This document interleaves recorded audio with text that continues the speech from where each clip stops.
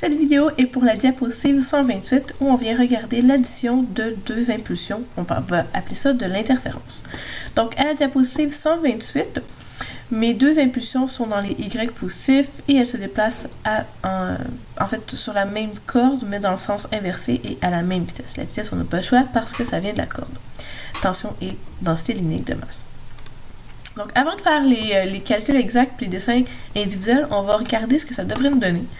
Donc, j'ai mes deux impulsions exactement comme sur la diapositive. Elles vont à des vitesses de 1 et de moins 1, donc pour indiquer la direction opposée.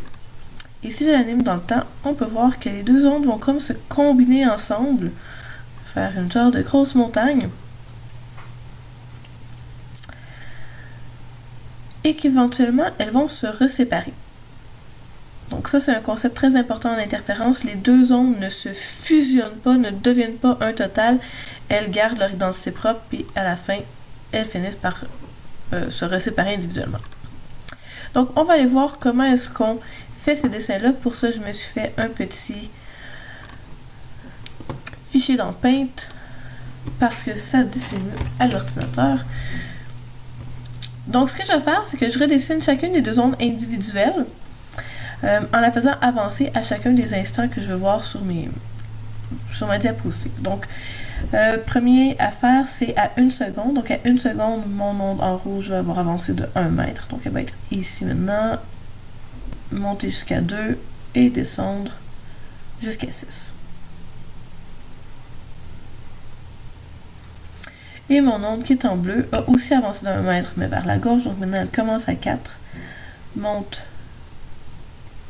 jusqu'à y égale 1 mètre en x égale 5 et redescend en y égale 0 à x égale 6. Et ce qu'on va faire ensuite, c'est additionner les y à chacune des positions de x. Donc quand je commence, j'ai aucune des deux ondes, ni bleu ni rouge, donc ça reste à y égale 0. Ensuite, j'ai seulement l'onde rouge, donc c'est certain que la corde va suivre la forme de l'onde rouge. Puis ça, j'ai seulement la rouge jusqu'à x égale 4. À x égale 4, je commence à avoir la bleue, mais son y est encore de 0. Donc, ça ne va pas changer le total des deux. Et je peux donc encore suivre mon onde rouge. À x égale 5, par contre, j'ai vraiment les deux. J'ai y égale 1 pour mon onde en bleu, j'ai y égale 1/2 pour mon onde en rouge, donc j'additionne les deux. 1/2 plus 1, ça me fait 1,5. Puis ensuite, à x égale 6, ça retombe tout à 0. Donc là, en vert, c'est la vraie forme que prendrait ma corde, c'est qui est la somme des deux impulsions. Puis on continue comme ça. Je m'en vais à la prochaine seconde. Mon onde en rouge commence donc maintenant à 2 secondes et redescend à x égale 7. Et mon onde en bleu est maintenant rendue à partir de x égale 3 jusqu'à x égale 5 en montant jusqu'à y égale 1 à x égale 4. Et ensuite, je reprends mon vert pour la somme de mes deux ondes. De 0 à 2 mètres en x, j'ai absolument rien. De 2 à 3 mètres, j'ai seulement l'onde rouge. Donc, je vais suivre l'onde rouge. À x égale 4, j'ai définitivement y égale 1 pour l'onde en bleu. Pour l'onde en rouge, ça paraît pas tant que ça, c'était supposé être y égale 1,5. Donc, j'aurai 1,5 plus 1 qui me donne 2,5. Ensuite, en x égale 5, j'ai y égale 0 pour l'onde bleue, j'ai y égale 1 pour l'onde rouge, donc 0 plus 1, ça me donne 1. Je redescends comme ça. Puis ensuite, pour x de 5 à 7, il me reste juste mon onde rouge, donc je la suis comme ça. Et enfin, x égale 3. Donc là, mon onde rouge est rendu de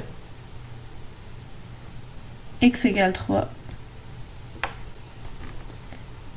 Si je peux faire disparaître mon truc de son. Donc de x égale 3 à x égale, à x égale 8, il faudrait que j'aille jusqu'ici.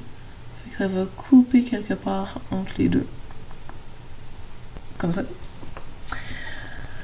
Ensuite, pour mon onde bleue, je suis rendue à x égale 2 jusqu'à x égale 4.